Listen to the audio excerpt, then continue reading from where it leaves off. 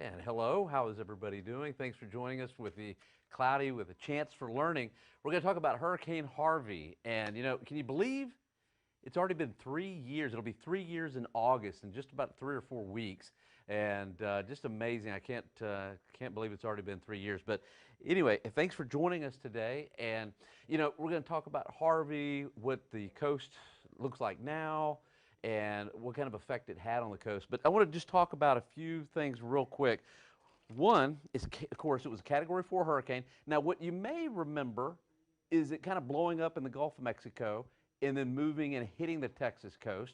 But you may have forgotten that actually Harvey started way before, way out in the Caribbean. And it started as a little tropical depression, became a storm, and then faded, broke up, and then was just a tropical wave, and then regained strength in the Gulf of Mexico, and of course made landfall around August the 30th, I believe, on the Texas Gulf Coast. But it didn't go completely away until September 2nd, because it just meandered and just kind of did some loops and went back in the northern Gulf of Mexico, the whole time throwing all kinds of rain at Houston with some major flooding there. So definitely Hurricane Harvey is one that will go down in the record books.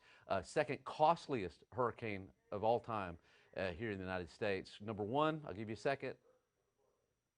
Yeah, Katrina. That was number one. Hurricane Harvey, number two, with $125 billion in damage, which is amazing. 68 folks lost their life, unfortunately, in this, and was just a major hurricane. Now, one of the things that I wanted to share is, for me, it was kind of personal because I was down there, not in Rockport, Fulton, but I was in Port Lavaca whenever it hit, and I'm going to tell you, it was pretty rough ride. For me, since I was in Port Lavaca, wasn't as intense as it was when I covered Hurricane Rita, but definitely pretty intense. Okay, so let's take a look. Okay, Hurricane Harvey, Category 4 hurricane, making landfall there around the Rockport, Fulton area. And if you wonder where Port Lavaca is, that's that bay that's kind of off to the north and east, just north and east of Katrina. Not Katrina, Harvey, as it made landfall. Okay, so remember I was telling you that it made its way through kind of half the Caribbean and then dissipated, was a tropical wave, and then regained strength. Now, that Wednesday, it was a tropical depression. And this is the track from the National Hurricane Center. Now, they did an outstanding job because landfall actually was pretty close to where the forecast track was when this was a tropical depression. They did a fantastic job. Now, one thing that's interesting with hurricane forecasting, a lot of times it's a little bit easier to determine the track than the intensity. And that was definitely the case with this system. But you've got to remember, at the time, on that Wednesday, before landfall was on Saturday. Before landfall on that Wednesday, it was only forecast to make landfall as a strong tropical storm. Again, intensity, a little bit harder to forecast there. Hey, Jeff, how are you doing? Thanks for joining me today. And Sabrina, how are you doing today? Hope you're doing okay. So again, the track, none of it's easy, but a little easier than the intensity a lot of the time. All right, now this is really interesting. The next day, it didn't take long for Harvey to develop. As a matter of fact, on that Wednesday, I had told my boss that I wanted to cover this hurricane, and it was only a tropical depression at the time, but it was pretty evident to me and then apparently the next day to the National Hurricane Center that this was going to be a big, powerful hurricane. Just the next day, look at the difference. It was a tropical storm, I believe, that next day, but the forecast intensity up to a hurricane, major hurricane, and then stalling, doing kind of coming back as a tropical storm right along the coastline. And the actual track was not very far from the forecast, which is really amazing. I mean, like I said, the National Hurricane Center did a fantastic job with this system, Hurricane Harvey. Okay, now the track, sorry, my little graphic is not all that, I don't know what happened to some of it, but anyway, I don't know if you can make it out. Let's see if I can, I don't know, yeah, maybe I can use this, maybe so. Nah, I can't use that. thought I could. Can't use that. That's not going to work very well. So anyway, the light blue shade there going through the Caribbean, if you know where the Caribbean is and those Caribbean islands, I believe that's the Windward Islands, I believe. moving through the southern portions of that chain. It was a tropical storm. And then a lot of times, when these tropical systems come from the Atlantic, develop, move into the Caribbean, sometimes they only get halfway because there's almost like a semi-permanent upper level trough, what we call a tut, that helps to shear these systems apart as they move kind of through the middle portion of the Caribbean, especially right there. So not uncommon for hurricanes. This wasn't even a hurricane, it was a tropical storm. Not uncommon for tropical systems to break apart there in the Caribbean. So anyway, it was a tropical wave moving across the rest of the Caribbean, across the Yucatan. And then once it crossed that Yucatan, the upper level winds became a lot more favorable for Harvey. And it did not take long, especially with that warm water. This was the end of August, for that warm water there in the Gulf of Mexico to blow up. And so Harvey, again, blowing up quite rapidly and moving off to the north and west towards Texas. Spaghetti plots. One thing I'm going to say about the spaghetti plots, doesn't have anything really to do with spaghetti other than what it is a lot of different computer models. This one, you know, the number of them can vary, but this one, of course, looks like it has about 20 different plots, somewhere around there. And anyway, these are all individual forecast track by the numerical model. So there's a bunch of different computer models. And you'll notice some have varying tracks. Some of them very wrong. Some of them have it hitting Texas coast going left. When Harvey actually went up, stalled, and then kind of came back and then went to the right, to the north and the east. But some of them had it kind of stalling. So the real trick is using these spaghetti models.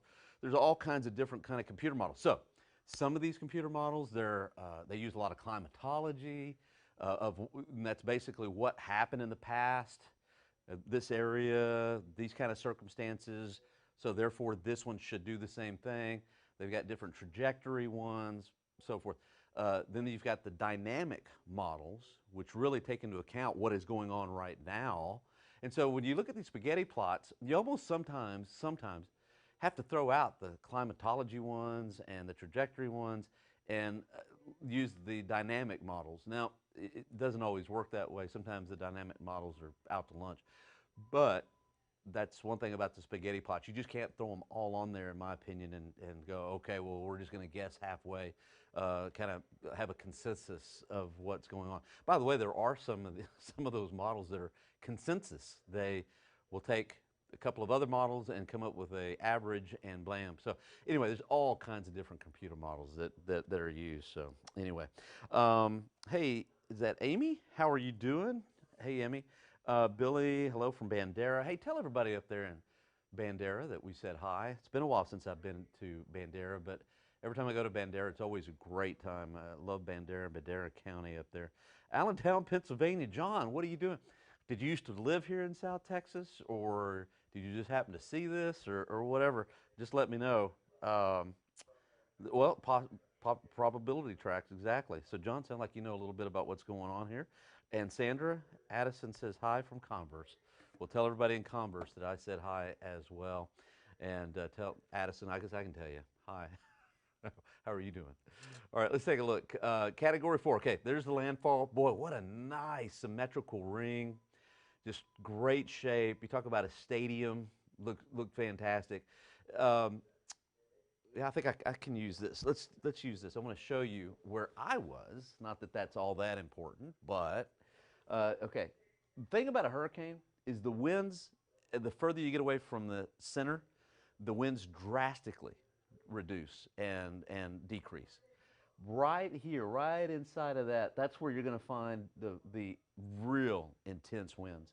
And then as you get further away from the center, again, rapidly decreasing. Matter of fact, I was right here at landfall, and the peak winds that we had there in Port Lavaca, I believe, was about 90 miles an hour or so, which is a big difference from the Category 4 strength that they had right in here, right in the middle here. So again, there's Port Lavaca, and then the hurricane came up here, and then weakened, kind of did a little spin here, and then came right back towards Port Lavaca about a day or so later. With these hurricanes, you've got to watch out for storm surge, coastal flooding. I can tell you this, in Port Lavaca, we were in a really nice, sturdy hotel. I knew we were going to be safe in that hotel because of the way it was built. You could just kind of tell. And there in that hotel, it was built up high, so I like that. And it was a good thing it was built up high, because that night, as the hurricane came in, storm surge came in, and started noticing the water, and all around the hotel, into the parking lot. I would say water was probably a good foot, maybe even a little bit higher than that. So we had a good storm surge there in Port Lavaca as Hurricane Harvey made landfall. Winds, 90 miles an hour, wasn't all that strong. I mean, it was strong. Don't. Yeah, it was strong. One thing that I didn't take that I wish I would have is I wish I would have taken with me goggles. I forgot my goggles, because it is so hard to do a stand-up and talk about what's going on into the wind. You have to be facing away from the wind, because if you try to do it into the wind, the raindrops, literally, they're moving so fast that they feel like needles. And it's almost impossible to keep your eyes open, really bad. Plus, we took precaution, and I thought, we had good enough precaution with the cell phones, but the water is unbelievable in a tropical system like this, and 2 phones got totally flooded, messed up, waterlogged, and wouldn't work. So just the hazards of being out there in the hurricane. Oh, when it did make landfall that night, one thing that was really interesting in the hotel, if you open up one door into a room and then try to open the other door, it becomes very, very hard. Like, you'll push it just a little bit and then let go, and it'll slam shut. So you're talking about a lot of wind, a lot of power with these hurricanes when they make landfall. Okay, here's the peak wind gusts.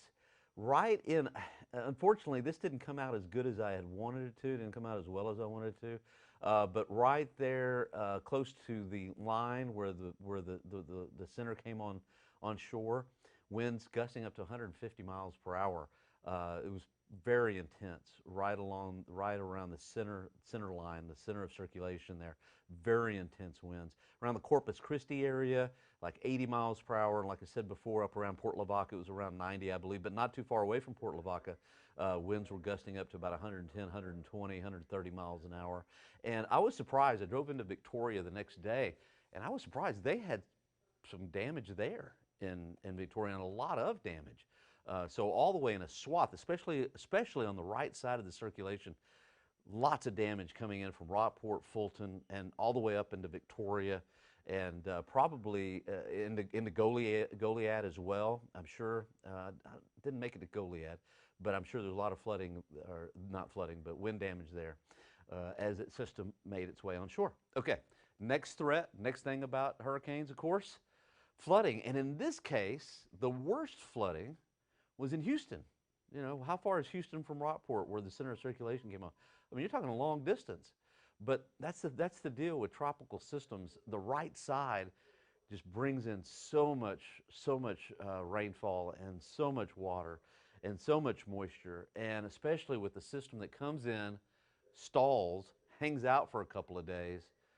Bad news in Houston. Some places there in the Houston area received up to about 35, 40 inches of rain. So lots of rainfall, and even a place like Houston can't take that, But Houston's had its share of flooding issues, not just Harvey, but there was a weak tropical, and it doesn't have to be a hurricane to cause some major damage and some major flooding.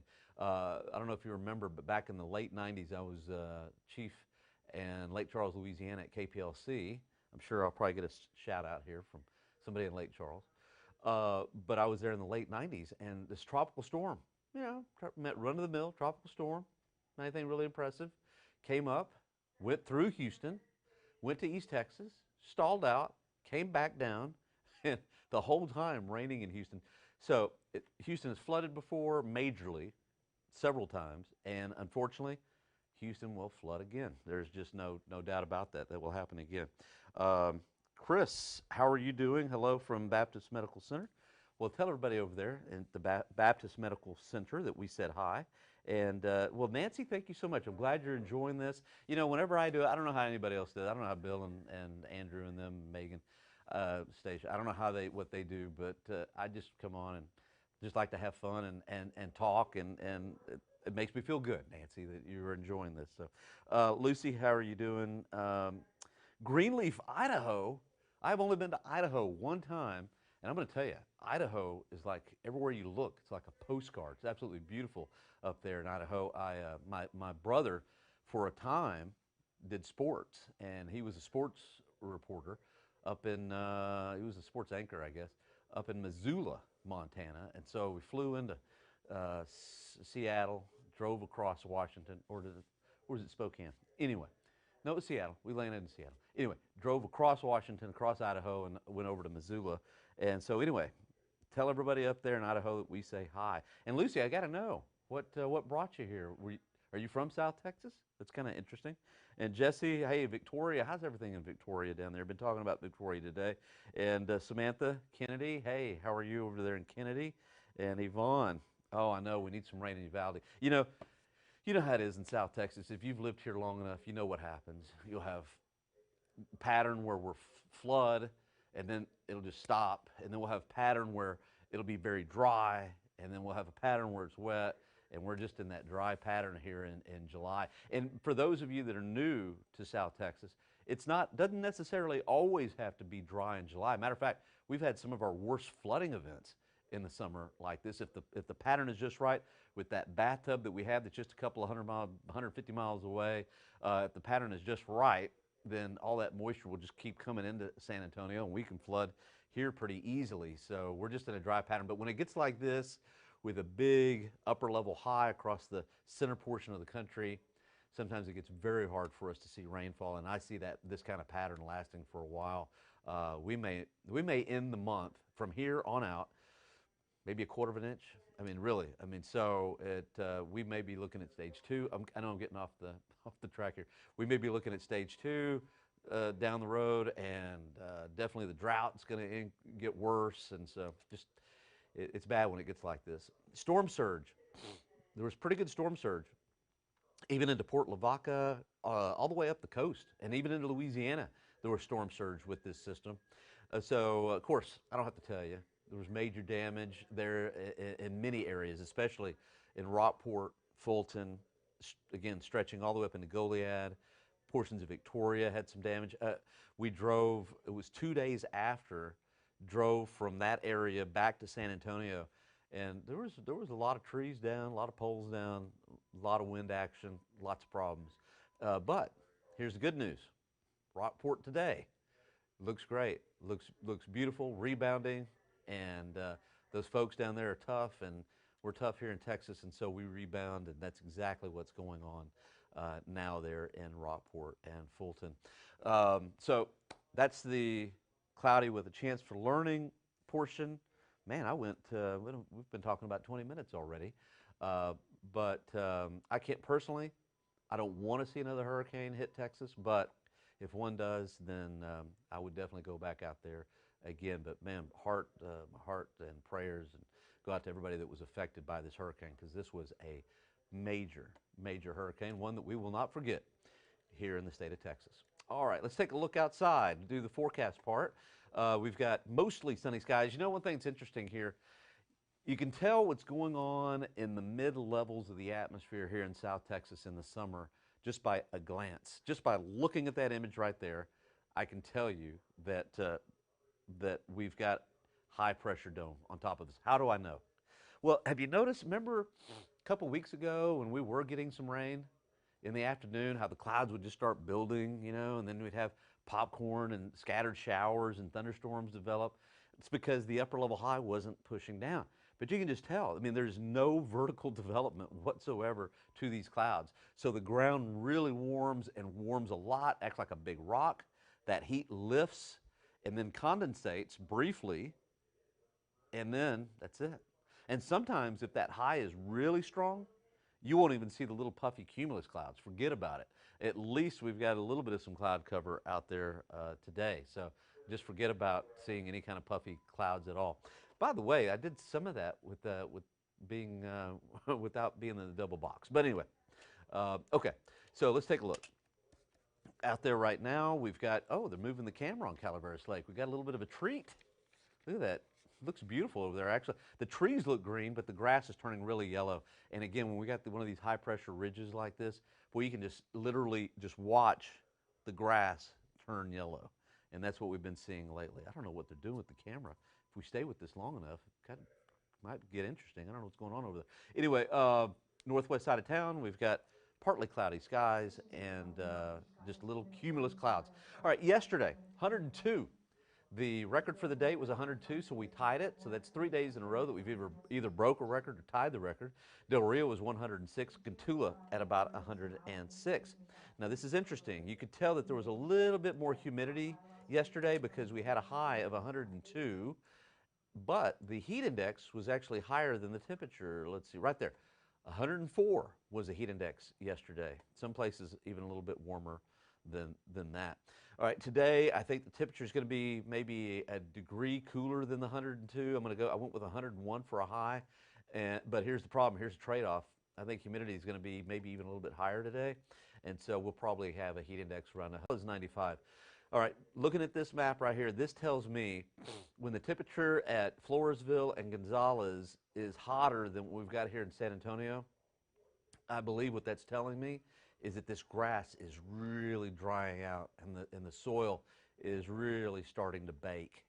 And you've probably seen a little bit more sunshine than you probably didn't have as much cloud cover early in the morning as what we did here in San Antonio. That's what it's telling me. But those are some big time temperatures for 1:30 in the afternoon for Gonzales, Floresville, and Pleasanton. Big time temperature there. All right, let's not answer a few questions, but say hi to a few folks. Hey, Samantha. Yeah, I know. We need rain. Oh, okay. You're originally from Georgia. Been here 7 years. The heat is unreal. Now, you know, I don't have to tell you. You go to Georgia. I've been to Mississippi million times probably. I got some family over there in Mississippi. But, I mean, it's hot and it's humid. So, you know, what you end up with here is like today, you know, high today will be 101. It'll feel like 105. Over in Mississippi and Georgia, it'll be 92. No, not 92. Not in a fork. Not like this. Probably more like mid-90s, probably for a high. But the heat index over there will be like anywhere from 105 to 108. So it's basically the same. It's just more humid and just it's terrible over in Georgia and Mississippi and Alabama around this time of the year. Hey, Angelica, thank you. Yep, yep. And I wish I could go in a little bit more deeper than that. And John told us. Especially watch the storms out of the Delaware. Okay. All right. Sorry to just read this, but anyway, John says that the weather down here is fascinating, which it is.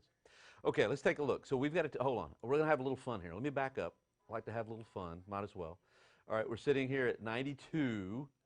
It's 96 in Floresville. Gonzales is at 95. I'm going to go out on a limb and say that the dew point is probably the same. Usually, a lot of times, Gonzales and Hallettsville, the dew point's a little higher than what we have in San Antonio. I don't think so, not today. So let's see. Let me get to the dew point. There we go.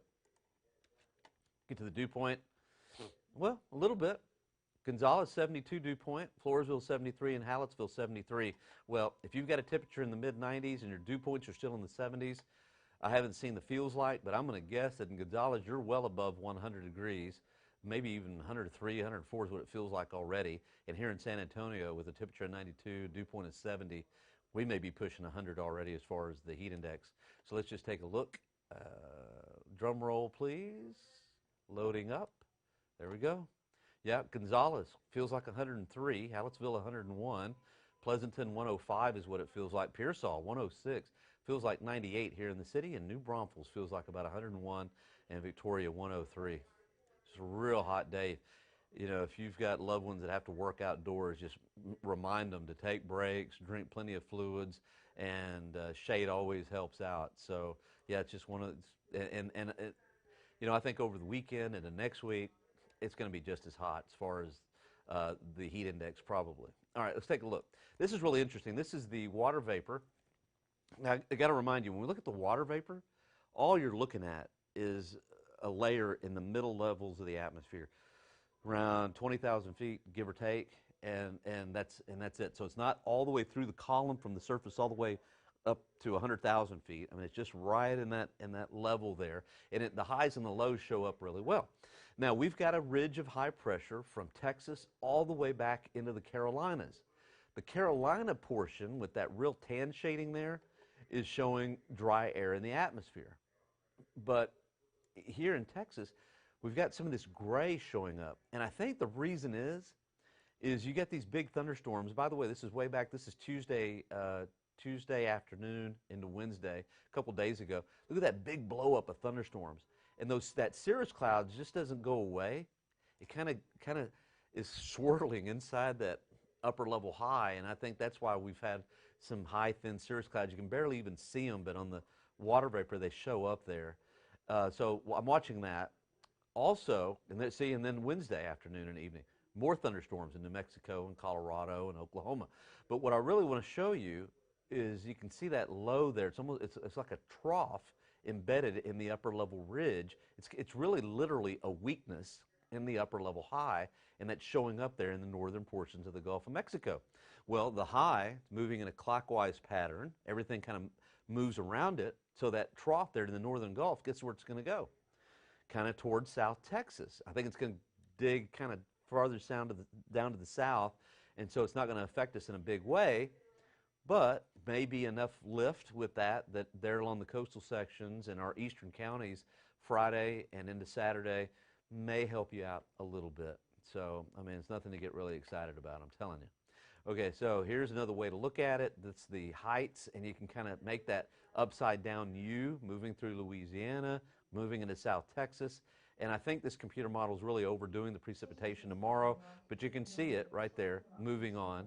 And then Saturday, perhaps, maybe a few showers to our southeast and eastern counties. And then I think Sunday, the ridge may actually weaken enough that with daytime heating, we might see an isolated shower. Again, nothing to get excited about. I mean, they're going to be really hit and miss. And I think on Monday is probably going to be about the same thing, and Tuesday. So, I mean, it's getting pretty desperate when that's the best that we can do, but that is the best that we can do, I think. Just maybe isolated showers at best, Sunday, Monday, and Tuesday. Here's a new drought monitor. It's not the new one. This is the drought monitor. We're still in dry, but with this pattern, the way I see it, for the rest of the month, I think that we're going to see this drought monitor getting worse. I wouldn't be surprised if we didn't get into the moderate category or the severe category within the next couple of weeks. This ground is really drying out. The vegetation is drying out pretty rapidly, and I don't see much to help us out. Okay, so high today, I went 101, and I don't think we're going to have a problem reaching that. We're at 92.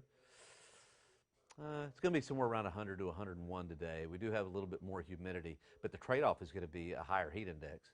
So you don't want that, but I think that's what we're going to get. Tomorrow morning, cloud cover. Tomorrow, again, mostly sunny. High temperature pretty close to 100. And this is what I was talking about. Okay, that inverted trough, look what it's doing there along the coast. This is tomorrow afternoon. I mean, literally. I mean, isolated showers, not for us here in San Antonio, but for Beeville, Goliad, Victoria, right along the coastal sections. Now, this is interesting. Notice how that shade changes from pink to red. Well, that red is actually a little cooler temperature than the pink. And notice how it comes in at about 8 o'clock at night. Every once in a while, sometimes we get the sea breeze. That's the sea breeze coming in from the Gulf of Mexico, but it's going to be inactive. And what I mean by inactive is sometimes that sea breeze is enough of a convergence, especially with a lot of heat, that you'll have scattered to isolated showers along that sea breeze. Well, you know you've got an upper level ridge of high pressure when the sea breeze comes in pretty efficiently like that, and there's hardly anything developing along it.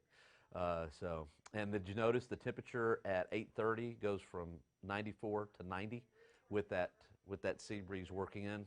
Cooler, not a whole lot cooler. All right, let's go look at Saturday. Clouds in the morning, and then in the afternoon it only goes to 1 o'clock.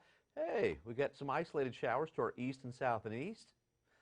And I guess it's possible those ones on Saturday could make it here. That's just one computer model. I didn't put Saturday 10% chance in for Saturday. I'll show you the 7-day coming up in just a minute. But I did for Sunday and also for Monday and Tuesday. I know. I'm giving you a little sneak peek. Nothing to get excited about. All right, so what's the heat index today? Well, this is just one computer model. I believe this is the NAM. Says the heat index will be 104. I wouldn't be surprised if it got up to 105 for a heat index this afternoon. That's the maximum heat index. How about for Friday? The NAM goes with, this is the NAM 3 kilometer, by the way. There is a NAM 20 kilometer. This is the 3 kilometer one. And I think that they may be underdoing it a little bit. I wouldn't be surprised if the heat index was anywhere between 102, 104 on Friday, and then Saturday, well, it only goes to 130, so we'll forget about that. How much rain over the next 10 days? I'm going to let this go for 10 days, and this is just one computer model. I believe this is the GFS. Oh, hey, what was that? This is, yeah. Yeah, notice how the GFS doesn't show any rain Saturday.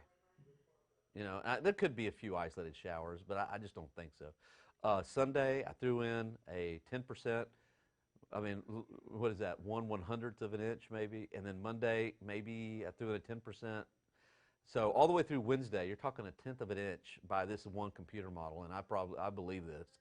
And that's if you're lucky. And then let's go ahead and let it go all the way out to the 26th. Well, this looks a little bit more promising than it did just yesterday. Don't put this in the stone. Don't bet on it. But if this continues, maybe at the end of the month, we might pick up a ½ inch of rain. So let's take a look at this. Saharan dust. We had another little bit of some dust moving through the Caribbean over the last couple of days, moving through the Gulf of Mexico. May look a little hazy tomorrow. Plus, I've got the green. The green is the rain, by the way. Saturday, I think you'll kind of notice it on Saturday, and then after that, we won't have to worry about dust for a while, I don't think. All right, let's get to the 7-day. Man, we've already gone almost 40 minutes, 30 minutes on this, I think. Okay, so 101 today, heat index around 104, 100 tomorrow. I think we'll have a heat index anywhere from 102 to 104, hot, just hot. Maybe a few isolated showers on the coastal sections Friday. Saturday, I didn't throw in a 10%, could, didn't, 98, partly cloudy. And then Sunday, Monday, Tuesday, only because that ridge is going to be a lot weaker, not a lot weaker, weaker.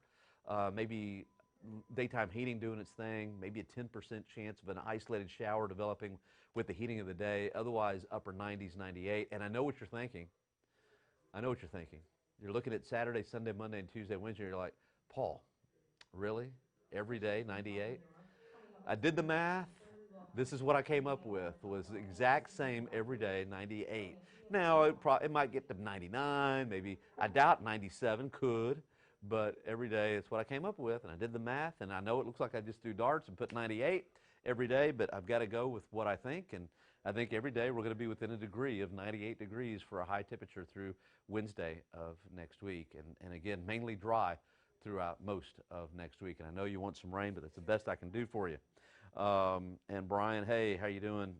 Good to see you. By the way, good to see everybody on today. Hopefully you enjoyed it. We talked about some hurricanes. I gave you the forecast. And I know it's not the best forecast as far as we need rain. I just don't see a whole lot of it. And temperatures, at least we're not above 100, but it will feel above 100 with those highs in the upper 90s. Hey, don't forget to catch Bill. He's coming up at 4 or 5, 6, and 10 o'clock. And I'll be here again tomorrow morning. Watch us bright and early if you can. We start at 4:30, and we go all the way till 7, have some cut-ins, and then we've got great day at 9. So anyway, thanks for being with me. And we'll see you later.